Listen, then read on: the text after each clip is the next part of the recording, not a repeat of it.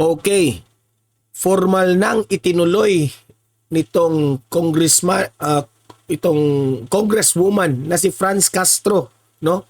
Formal nang nagsumite ng reklamo laban dito kay former President Duterte dahil raw dito sa online grave threat na ginawa ni former President Duterte sa programa ng SMNI. Tinuloy talaga ni Franz Castro, no? Dahil raw dito sa pagbabanta ni former President Duterte. Yan ang ating pag-uusapan ngayon, no? Kung ito ba ay backfire kay Franz Castro. Dahil nagreklamo na kayo dito, no? Kung kakasuhan man ninyo si former President Duterte, tingnan natin kung makakaya ba ninyong kalabanin itong si former President Duterte. We all know former President Duterte. He is so brilliant. Okay? Kung yan mapapatunayan ba ni Congresswoman Franz Castro na itong si former President Duterte ay talagang gumamit ng o naglabag sa batas ng online rape threat. Okay? Papatunayan na ni Franz Castro kung meron bang pagbabanta na ginawa ni former President Duterte. Kasi baka magbabackfire ito kay Franz Castro. Bakit ko ba nasabi na magbabackfire sa kanila? Kasi yung expression ni former President Duterte, sabing nga yan ni General itong si Senador Bato de la Rosa, no? Senator Bato de la Rosa, na yung mga speech at yung mga the way former President Duterte magsalita figure of speech. Meaning, gagamit si former President Duterte ng mga salita to emphasize kung ano ang ibig niyang sabihin, no? Kaya nasasabi kung baka magbabackfire ito kay Franz Castro dahil alam naman natin na sa simulat sa poll, itong si Congresswoman Franz Castro may na-link ito sa mga makakaliwa, di ba? Baka ang ibig sabihin ni former President Duterte, yun ang kanyang tinutukoy, di ba? So, alam naman natin na itong sinuportahan ni Congresswoman Franz Castro, no? Itong kalaban ng bayan, no? Yan ang mga sabi-sabi sa mga vloggers, sa mga reporters na di umano itong si Franz Castro ay kumampi doon. Di ba? So, baka magbabackfire lang yan ang reklamo mo yan, Franz Castro, kay former President Duterte. Kayo mga audience ko dito, sa tingin ninyo, magtatagumpay ba dito si Franz Castro?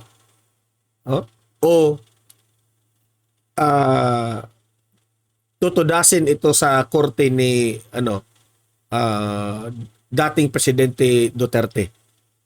Kasi magaling itong magsalita si former President Duterte. Okay? So yan, ipapakita ko yung video na yan. Pero bago ko ipapakita yung video na yan, no, sa itong balita na ito na i-react natin, help me na i-like at i-share itong video natin sa Facebook at sa YouTube. Itong Donmar TV para kakalat ito sa taong bayan. Okay? Sa Facebook at sa YouTube, Donmar TV, 1, 2, 3, go. Like and share. Thank you. And also guys, i-subscribe, i-follow itong Donmar TV para lagi kayong updated sa mga balita na kagaya nito. Okay? Sabay-sabay tayo mag-follow, subscribe, Donmar TV sa Facebook at YouTube. 1, 2, 3, go. Thank you. So, panoorin natin itong balita tungkol nga dito sa sumite na formal nitong reklamo ni Franz Castro laban kay former President Duterte, no? Na online grave threat raw o pagbabanta dito kay former President Duterte. Okay? Let's play the video. Rosalie, gaano ka kumpiyansa ang kampo ni Representative Castro na uusad itong reklamong inihain niya laban kay dating Pangulong Rodrigo Duterte? Ela formal na nga isinumite ni ACT Teachers Party List Representative Franz Castro yung kanilang reklamong online grave threat laban kay dating Pangulong Rodrigo Duterte sa Office of the Prosecutor sa Quezon City. Kaugnay ito ng mga pagbabantang ginawa umano ng dating presidente laban sa buhay ng mambabatas sa isang panayam. Ayon kay Representative Castro, ginagawa lamang ito ang trabaho nitong pagbusisi sa national budget kabilang na ang confidential funds. Kaya tinutuligsa nito ang matinding pagbabanta na ginawa laban sa kanya ng dating Pangulo na anyay nataon pa habang ipinagdadalamhati ang pagpanaw ng kanyang ama. Tiwala ang Council ng Mambabatas, partikular na si Attorney Antonio Lavinia ng Movement Against Disinformation, gugulong ang kaso dahil wala ng immunity from suit ang dating punong ehekutibo. Okay. So, yan kasi ang kanilang mga argumento ngayon eh. Itong kampo ni Congresswoman Franz Castro at kanyang mga minions niya, yung mga kasamahan niya, yan ang argumento nila. Ito raw si former President Duterte ay wala ng immunity bilang presidente ng Pilipinas. Okay? He's already an ex-president. So kaya may lakas loob sila ngayon na formal na magreklamo, no? Dito nga sa sinabi ni former President Duterte. So, sa akin lang, ito yung aking opinion. Dati pa yan si former President Duterte na ganyan magsalita. Di ba? Hindi na ba kayo natuto? Ha? Franz Castro?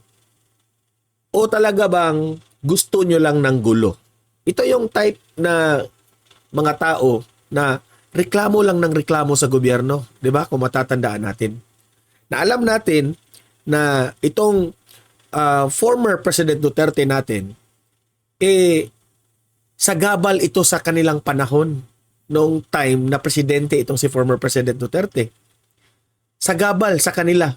Kaya masasabi ko na ang kanilang pagpormal ng reklamo nito sa pagsumite nila kay Duterte, ano lang ito? Panggulo lang ito. No? Na pwede namang hindi yan gaganti ba sila ba? Ito lang, analysis ko ito ha. Pwedeng matatawag natin ang ginawa nila ngayon, gumanti sila kay former President Duterte. Dahil hindi na nga, tinitake advantage nila dahil wala ng immunity.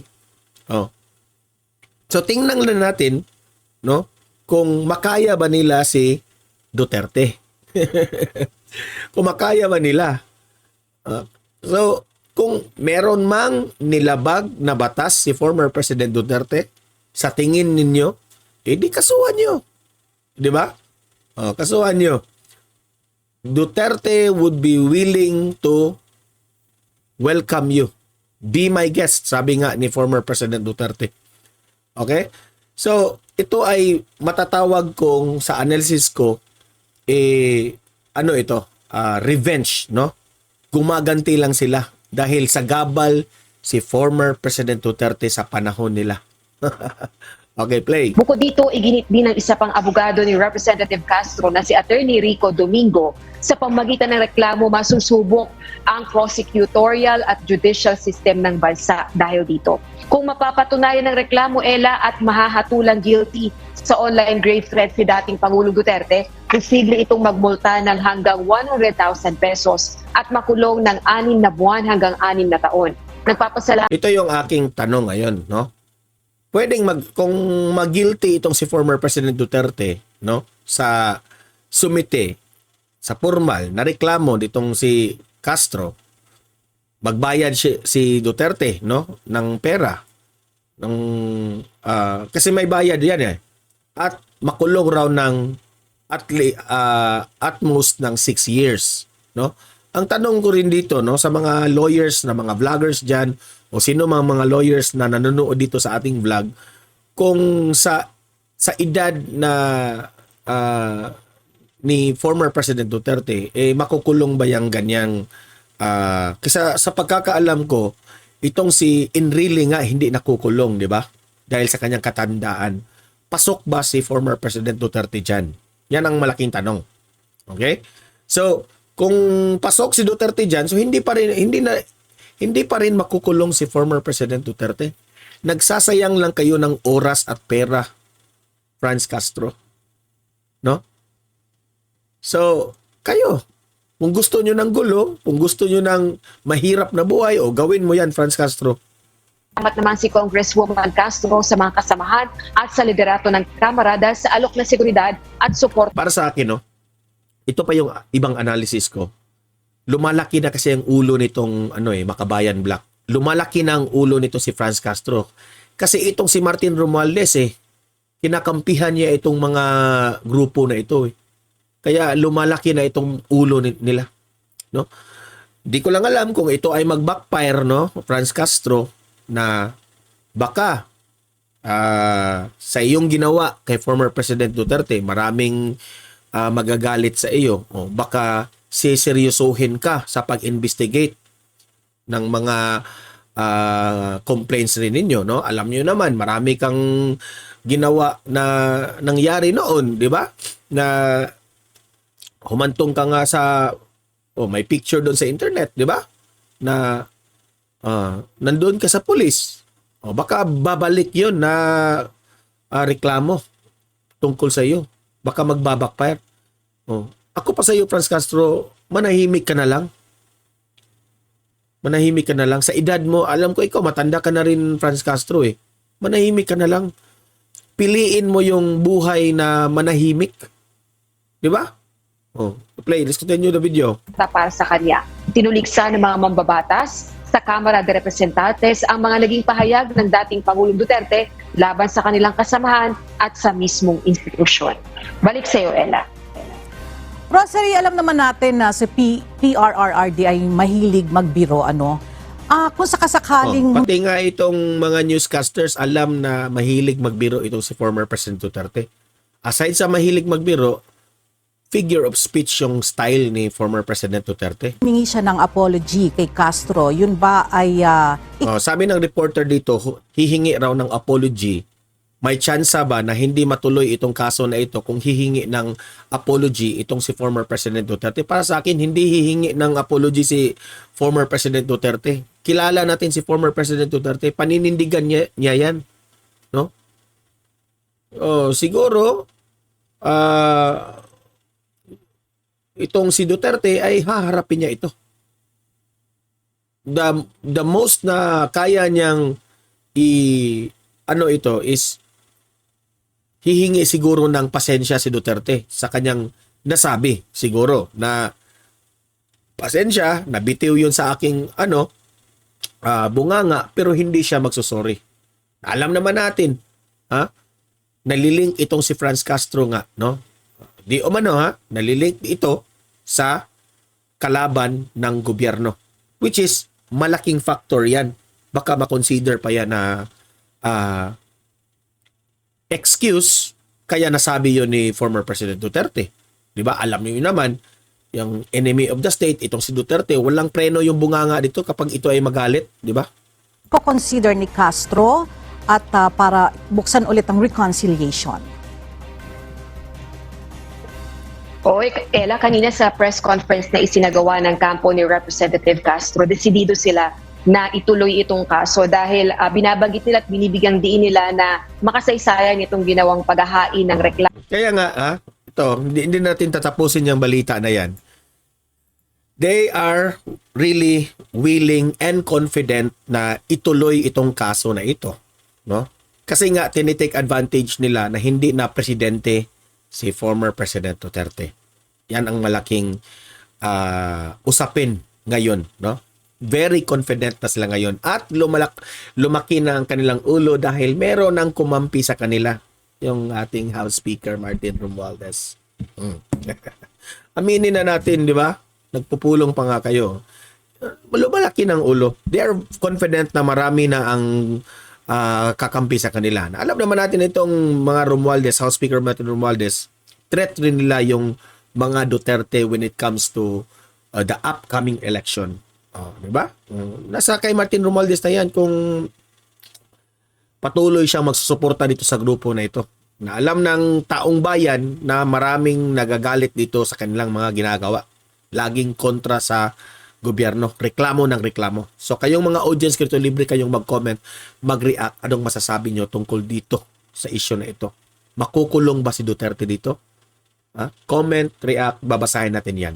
So guys, like, share this video para kakalat ito sa taong bayan. Subscribe, follow Don Mar TV para lagi kayong updated sa mga balita na kagaya nito. Okay, so see you in my next video. Have a great day. God bless inyong lahat.